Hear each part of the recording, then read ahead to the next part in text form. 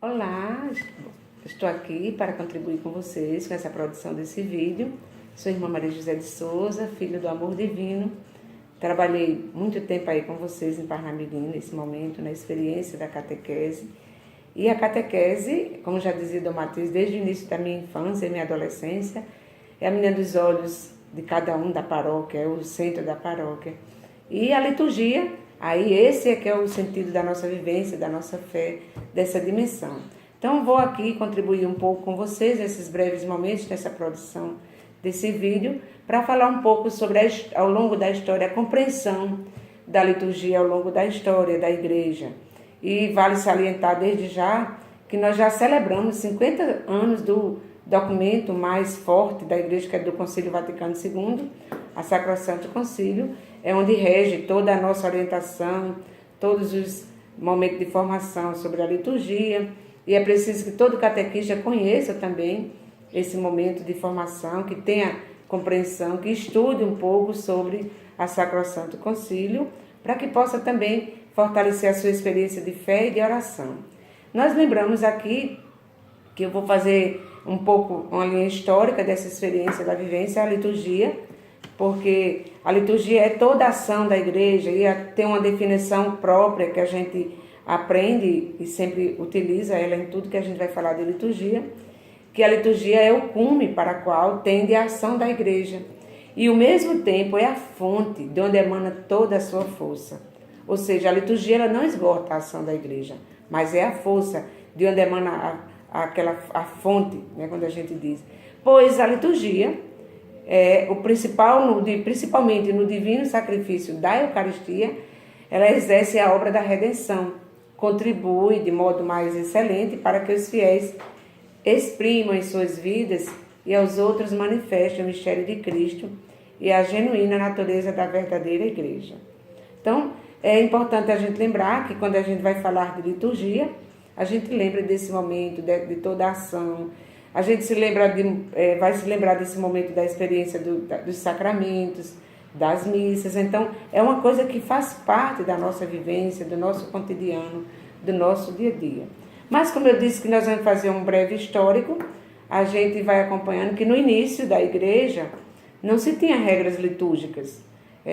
No início se vivenciava, e o único livro que se tinha era a Bíblia, e antes da Bíblia, nós sabemos do povo cristão, ele se mantinha na tradição, que era o comum. E os costumes variavam de comunidade a comunidade. Já com o Novo Testamento, com a vivência dos discípulos, dos apóstolos, as comunidades não tinham templos próprios e se reuniam nas casas de famílias. Basta a gente contemplar e observar isso aí, quando a gente vai ler Atos, capítulo 6, de 1 a 6, também lá em Atos 15, nós podemos conferir essa vivência da liturgia, esses momentos celebrativos, celebrar a vida. E desde o Antigo Testamento, quando a gente vê a libertação da escravidão, que vai celebrando aquele momento, também é essa vivência da ação, da liturgia, hoje, que nós temos já bem determinado. Essas primeiras comunidades, desde os Atos dos Apóstolos, aqui eu vou lembrar, quando eu falar de primeiras comunidades, já me reporto ao Novo Testamento, com a vivência dos discípulos. Elas são assistidas pelo Espírito Santo, as primeiras comunidades, e aos poucos vai desenvolvendo a sua pregação. E aí começam as organizações das comunidades, criaram as maneiras próprias do culto. Os apóstolos, que são esses primeiros cristãos, se reuniram nas casas e propriamente acontecia o culto cristão. Porque quando a gente fala do culto cristão, já lembrando da morte e ressurreição de Jesus Cristo.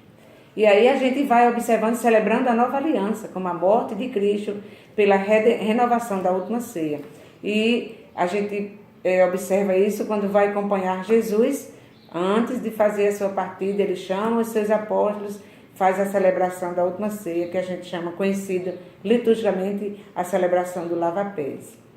Nesse momento, eu quero também fazer esse momento histórico, lembrando de que dentro da história, do processo gradativo da liturgia, que vai se organizando, que vai se estruturando, a gente tem uma originalidade inicial da liturgia que vai estruturando a partir de 3 fases, principalmente esse momento de 3 fases. Na primeira fase, nós acompanhamos do início da igreja, ou seja, desde o momento que os apóstolos vão se reunir de casa em casa, até o Concílio de Trento, que foi lá em 1946, essa vivência dessa primeira fase. A segunda fase, nós já acompanhamos do Concílio de Trento até o Vaticano II, 1962, 1965, que a gente vai também acompanhando essa experiência. E a terceira fase, que inicia depois do Concílio Vaticano II. Então, esse é muito forte, por isso que no início, quando eu fui falar, lembrar que o documento que rege, que orienta, que forma é a Sacrosanto Concílio do Vaticano II, que nós temos o compêndio do Vaticano II, vários documentos, e esse da Sacrosanto Concílio é um dos mais estudados também pela igreja e por cada um quando vai se formar, se estudar, se orientar sobre o que é liturgia. Nessa caminhada desse processo que a gente vai gradativamente crescendo, vai melhorando, o Concílio Vaticano II ele buscou retomar as fontes da palavra de Deus que está na Bíblia e na tradição. E aí você vai acompanhando todo o documento onde vai fortalecendo essa experiência. E a liturgia ela é o lugar privilegiado da Bíblia e da tradição. Por isso que antes do concílio houve um movimento bíblico. E aí depois é que a gente vai acompanhando isso. A liturgia ela é simultaneamente a meta para a qual encaminha a ação da igreja. E a fonte de onde emana toda a sua força. Por isso que nós vivenciamos, hoje é tão conhecido a gente falar assim, essa aqui não é litúrgico, esse canto não é litúrgico, porque já existe padrões, determinações, formações, orientações próprias para cada momento da nossa vivência cristã. E na liturgia exige-se também alguns símbolos, principalmente quando a gente vai para a catequese, trabalhar liturgia e catequese com os sacramentos. Nós sabemos que a liturgia ela tem e ela exige símbolos, gestos concretos, momentos fortes para que a gente possa vivenciá-la com muita autenticidade, que na nossa linguagem de pedagogo seria a metodologia utilizada que nós vamos fazendo para que possa compreender melhor a cada pessoa, a cada cristão. E essa é a vivência da nossa fé. Então, na liturgia se exige, vamos dizer praticamente, velas que queimam, água que molha, óleo que unge, perfume bom odor, cores definidas, cantos seguros, leituras bem executadas, silêncio. Então, esses passos, esses momentos a gente vai vivenciando. É comum a gente vivenciar e olhar que muitas pessoas não sabem fazer um momento de oração sem ter uma vela. Na igreja nós rezamos.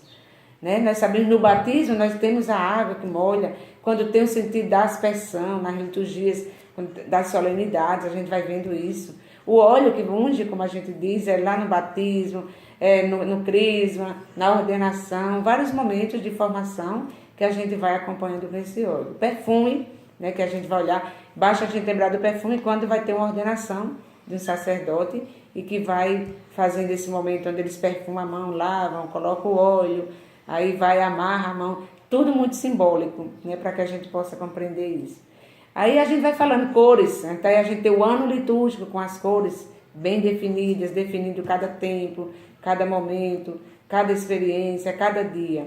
Temos também as leituras, esse momento, e por mais a experiência espiritual está em saber que Deus existe, mas em experimentar a sua presença. Por isso que a gente diz, exige esses momentos que é experimentar. Quando a água nos toca, a gente sente, é o sentimento, ele toca a presença, não fica só na ideia, mas no simbolismo, mas no sentimento, no toque, na presença, no Deus que existe, que está presente no meio de cada um de nós.